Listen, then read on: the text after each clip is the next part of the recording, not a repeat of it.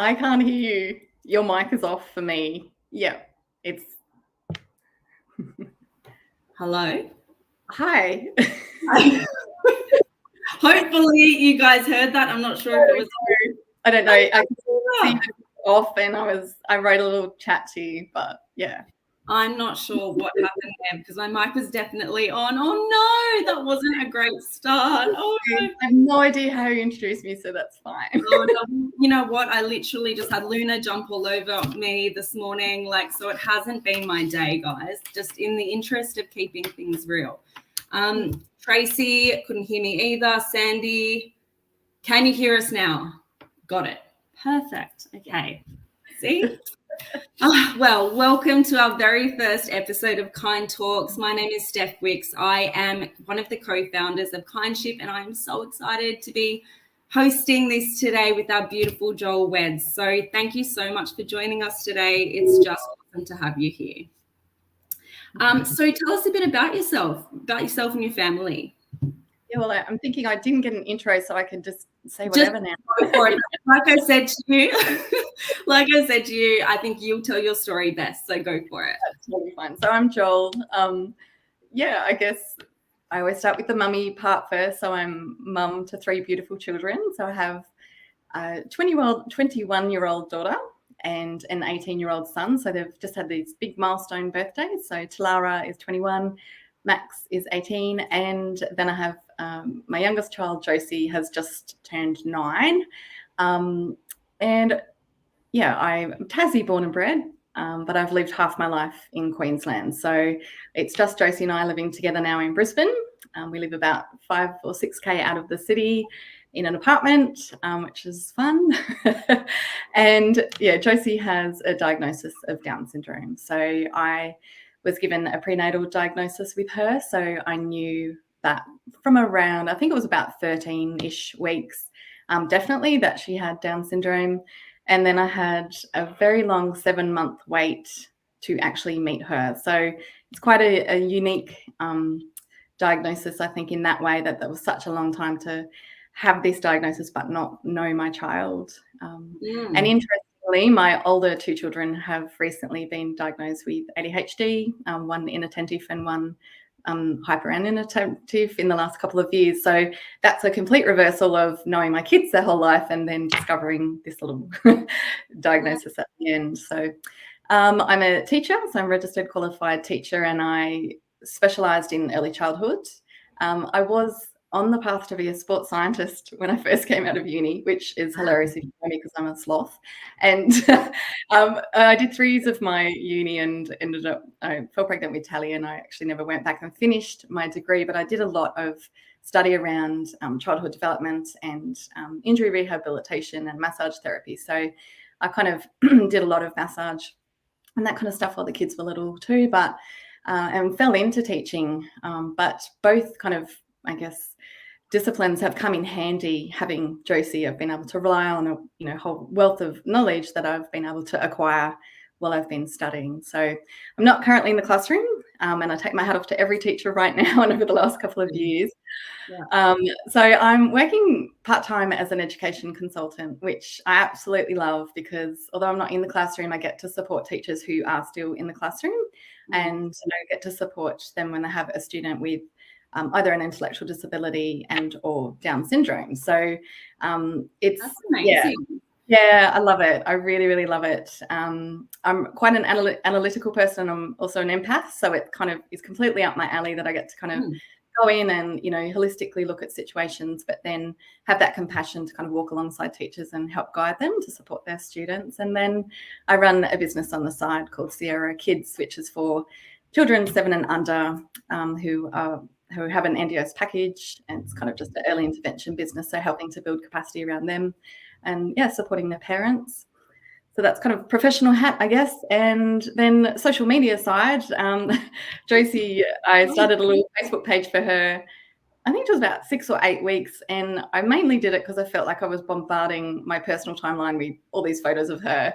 So I just shifted them to, you want to look at how she's going, head here. But it very quickly turned into like a way of supporting other mums who had also had a prenatal diagnosis, and started to kind of reach out to women right across the globe. And I think she was about 4 months old when I started my first pregnancy group. That was an international pregnancy group. Had hundreds of women come through, and I was able to hand that over to the DSDN, the Down Syndrome Diagnosis Network in America. So they still use that today. And then I started looking for Aussie mums and trying to support Aussie mums, and so I started again with a pregnancy group there. And once the babies were born, started to kind of connect all the mums together from right across Australia, similar aged babies. And that's pretty much how T21 Mum Australia grew. So that was an online space that I ran for many years. And that was always quite funny because that just organically grew, and people were like, what was the secret to running, and building this big online, 1,000 women network? And I'm like, I have no idea. Like it wasn't actually my focus. I was focused on the women who were pregnant, and that was just kind of something that happened on the side once the babies were born. But from that, I've given up all kind of like the online group facilitation and things now in the last couple of years. But, from T21 Mum Australia, and the pregnancy care, 321 pregnancy care group, it's been amazing just to see how many other women have gone into, supporting others, also facing a similar journey as well. So it's like my big mama hat that I can sit back and go, that was a really good time of my life. Oh, totally. And I think we have that experience. My wife is not on here with me today, but I can see she's watching and cheering us on. But I suppose we completely understand that, because obviously we have that experience in the autism space, and then really growing a community and just seeing people connect through the power of connection through shared experiences is so intense. And I think it really organically grows because people just want to feel like they belong, that they're part of something. I think initially when you get a diagnosis for your child, or even when you realize that there's something going on, whatever that looks like, it can feel so scary and isolating. But just having people in your corner, cheerleaders or whatever that, or just someone that's going to be you've got this, it's all good. Is 100%. Yeah, so I think that's probably why T21 grew so organically, because it's just that power of connection, right? Yeah, and it is, sadly, it's people with Down syndrome, it is a diminishing population. It's not a massive, amount of babies that are born anymore. And so when you can find those mums, it's, you just can hold on to them. But coming up to in June, it will be 10 years since I had her diagnosis. It's quite a significant anniversary, and it's been funny because I've been quite emotional about it again. I always sort of write a book by now, and I haven't done it, so got that in my ear as well. Next. In the schedule.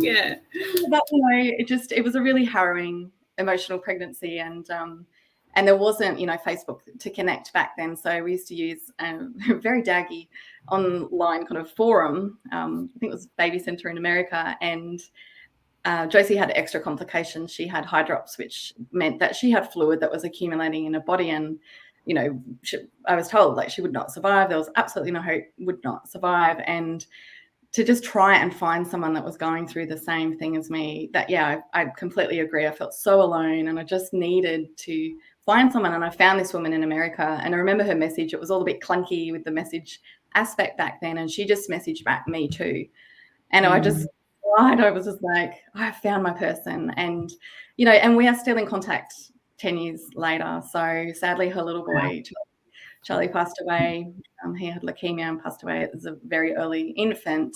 But I still remember him, and we talk about him. And then the next mum that came along, also from within that kind of forum, she used to pester me. I was like, gosh, this woman is just so annoying.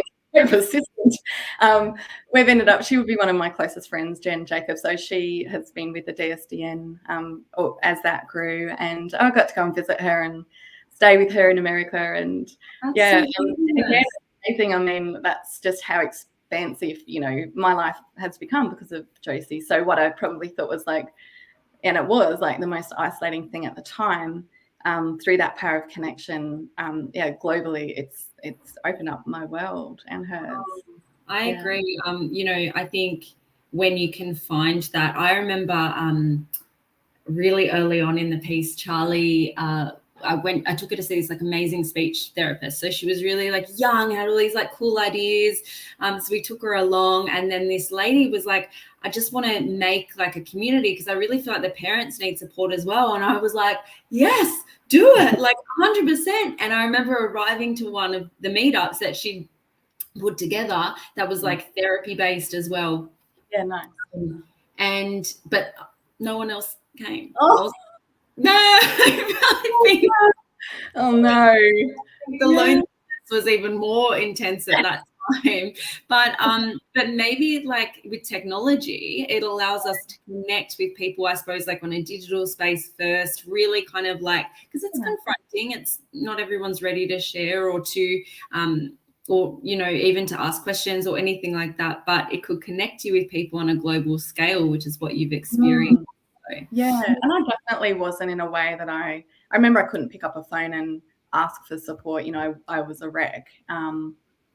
But I think online allows you to just, you know, type and message someone whenever you need, regardless of how you might be feeling. Even if you can't verbalize something, you could type something. So definitely had a lot of mums that I've been able to connect, mums that have met up in different parts of the world as well. You know, they've met up face to face because of Josie's page. And and it's amazing because I think, you know, we're definitely not alone. And, you know, that's probably the biggest thing I can pass on to mums that are going through something similar, even if it's just a high chance that their baby might have Down syndrome, is just to know that you will never be alone. Like, our community is very, very strong. We sadly had both COVID and gastro recently. And oh gosh. couldn't be any family, and I was just like, oh.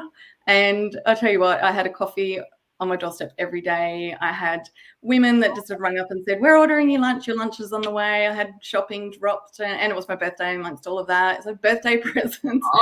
Oh.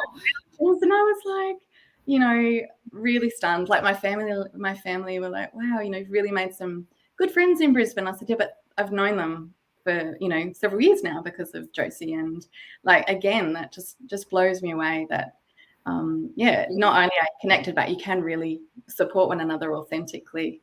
Yeah. So do you think like your experiences with like feeling that sense of isolation or disconnect in the really early stages before you knew what you know now with your beautiful 10-year-old almost, so like do you think that was the catalyst for why you wanted to create these communities so that you could then make sure that no one had that experience and that could be changed?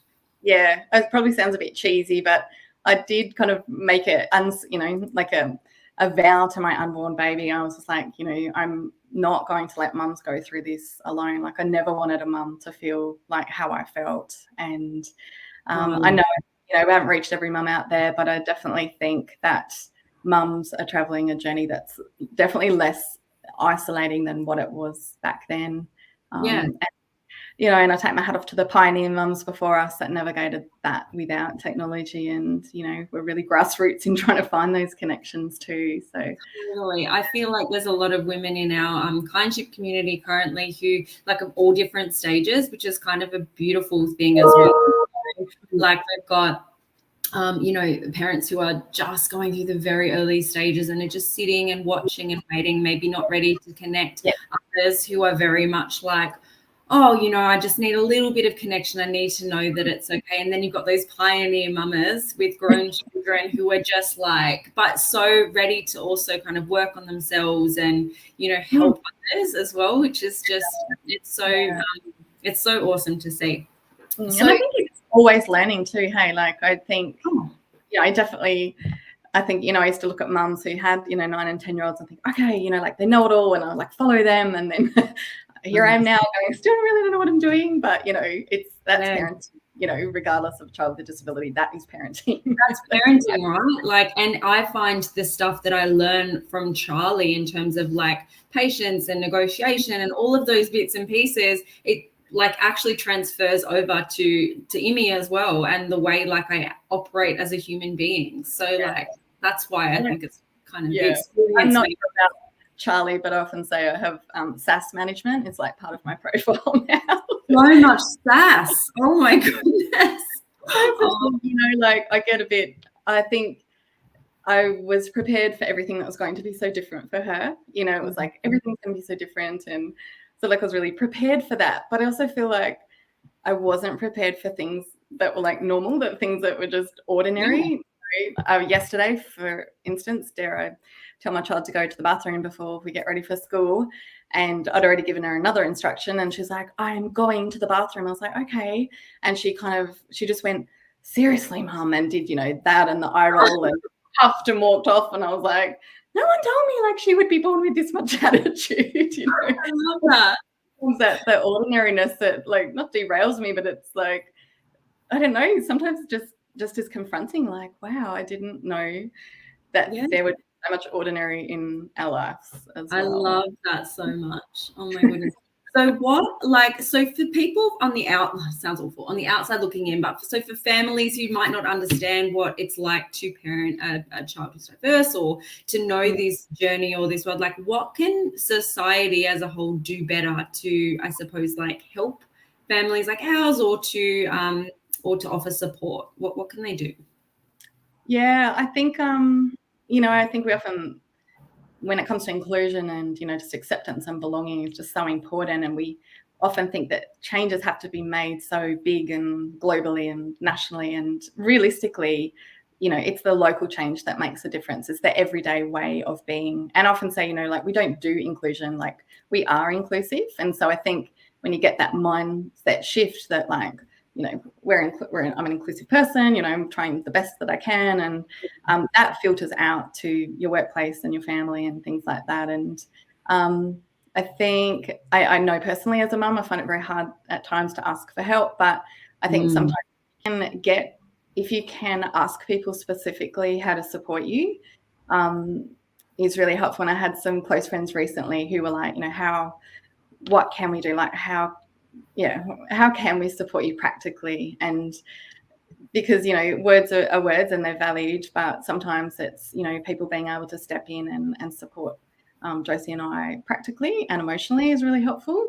But I think if people can, in their everyday lives, just think about, the way that they are and how they operate in the world, I think that's what will make the biggest change. And I don't know if this is off tangent, but I was talking to one of Josie's support workers. I self-manage her NDIS funding, and for everything that the NDIS is, hard, there are some good things. And I was thinking one of the good things is that, I've been able to employ different people around Josie who may not otherwise have come across a child or with a disability or part of a family that has a child with a disability. And I think, little by little, as we have, like mothers or people, participants in NDS are out in the community and interacting with different, workers and things like that, step by step, like that's creating change as well.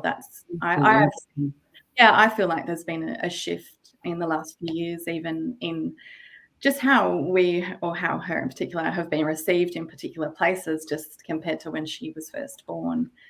Yeah, it's interesting. Like I feel like I always children are just can be like quite harsh, but I also feel like their honest souls and their ability to ask questions like isn't something that should be undervalued, because like often like a child's wearing her earphones at the park, or she's having a difficult moment, or something's happening.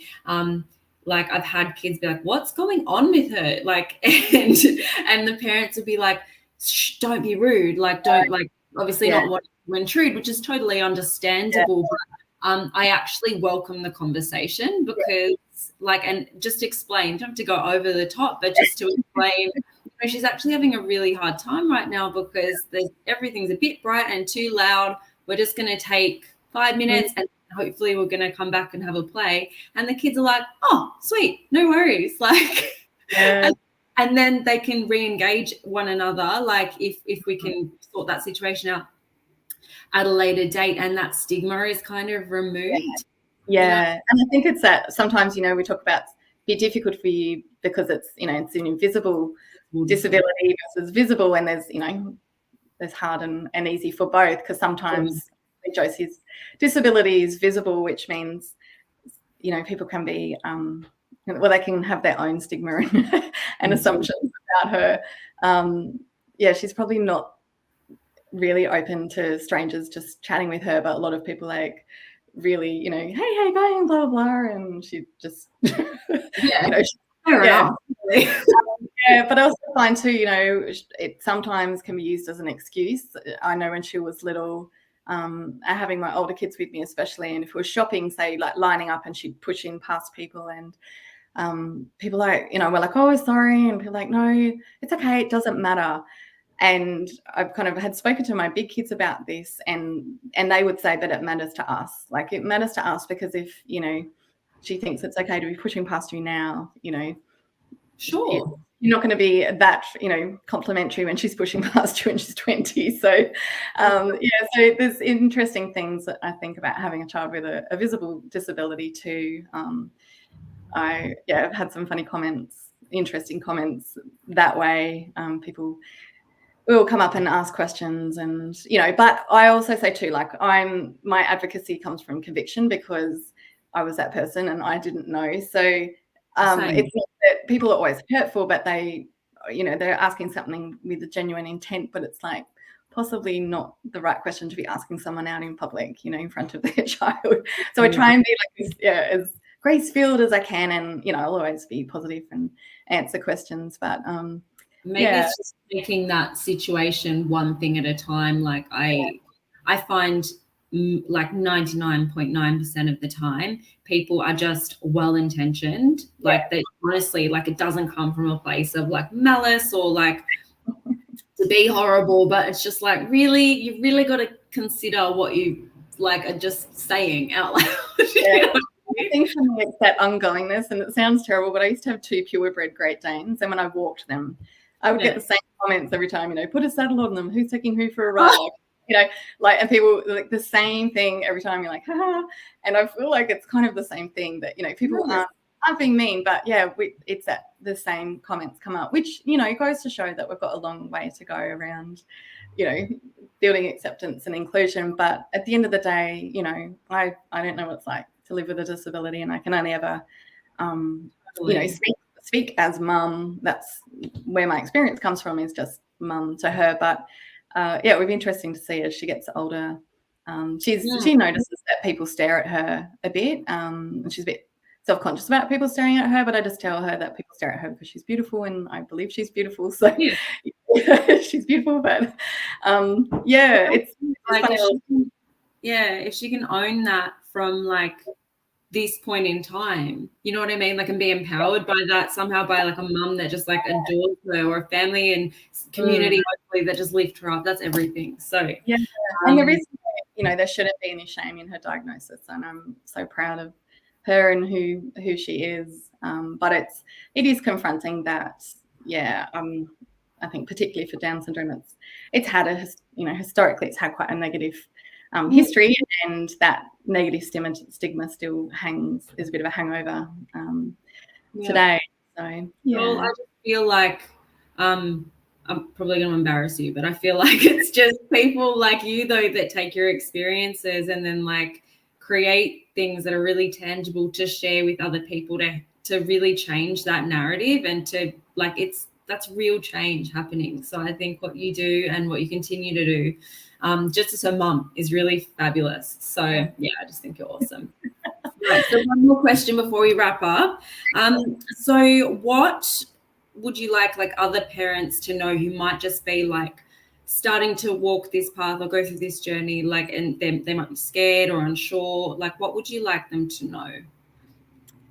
I think, you know, like what I said before, that you are not alone. It's the biggest thing. Like, you're definitely not alone, and the community is here for you when you are ready. And I know personally for me, just because her pregnancy was so full on, that I had a mantra that, you know, I wouldn't cross any bridge until I got to it. And that stuck with me even today. It's easy to worry about the future. It's easy to kind of go down rabbit holes of all the what ifs, and it's, you know, easy to kind of, just overanalyze and overthink all the time. But just to try and stay as present as you can, and just when things come up, deal with that then. I do think it's really important to try and have like a vision for your child. It's just something that you can think about, that you'd like their future to be like, so that it, you know, you have something to kind of share with other people. I keep Josie's vision statement on the fridge and like little leaflets, and I hand out to her teachers and her therapists, and that maybe it might not be her vision, it's quite broad, but I think that's important because it kind of helps to bring people on our team and know where we're heading, but know that that pathway might vary 100 different ways before we get there. But having that vision, I think, is really helpful, and it helps you to stay grounded. I think in those really early days, like once she was born, and, you know, I still had to obviously process her diagnosis once she was born, and it had been just like such a negative thing the whole way through her pregnancy, that I would get really overwhelmed when she was a newborn, because I was like, oh my gosh, she's here, like she's actually alive, and now what do I do? And in those moments, I used to, it probably sounds silly, but I would just actually just go and look at her, like do it now. Like if I'm overwhelmed, you know, it's me, it's not anything to do with her. I just go and look at her, and I think she's not worried that, you know, she's not yet holding her pencil properly, or, you know, whatever it might be, or all of those gaps that are widening. I think she actually just lives her best life. Like she has such an amazing little life, and she's one of the most authentic people that I know. So who am I to kind of, you know, worry about that? Like I just think I just contain myself, and but I just go and like watch her, and I just think like she's a happy little kid, she's an awesome kid. Yeah, that's right. So, but there is a lot of opportunity, I think, particularly for parents of kids with Down syndrome, to connect and find those families and those people that, you know, may be similar to you or your allies. And I love that. I love the concept of having a vision for your child, because I know that, like, and I mean, really, in the big scheme of things, our family are really early in our journey with Char, even though like it's been a few years, but it's still early. She's still a baby. She's only 6. So I know we've got some big hurdles to cross as we progress, but I feel like there was a time where I potentially stopped, like it was too scary to live beyond like the next day or the next week, because I just don't know what that means. And then when you stop dreaming for your child, there's something a bit sad about that as well. So I love that you're kind of like reminding families everywhere it's like, okay, take it a day at a time, but it's also okay to have a vision for your child and to make sure that that's like a key.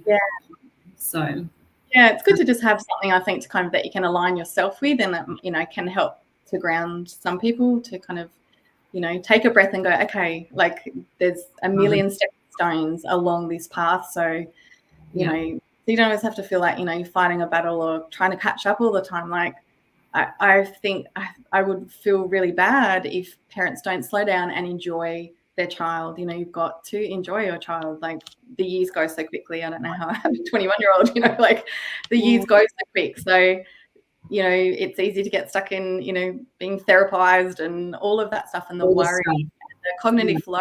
But, you know, I love nothing more than when we've had like a really big laugh about something, and it's like, oh, I've got to remember to like just stay light, you know, you know, remember these times, and just find that joy. And it again probably sounds cheesy, but finding joy was the only thing I could hold on to when I was pregnant, and I didn't think she was going to survive. I just had to find joy in every day with her, like sing to her and take her for walks and have a bath, and, you know, and that's, I think, has been pivotal for me in how I parent her, and also how I've approached the diagnosis, is just to try and find that joy.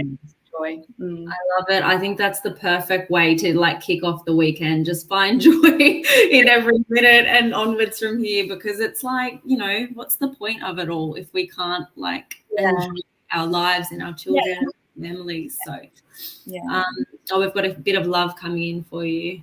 Just waiting to hear today. Thank you. Hi, Amy. Perfect. And our Amy from Crunchip said absolutely, she agrees. Awesome. Well, thank you so much for your time today. We so appreciate you. And guys, I'm so sorry about the sound at the I have no idea what happened, but we got through it, didn't we? So perfect. All right. So I'm going to end there and we'll chat really soon. All right. Thank you. Have a great day. Bye.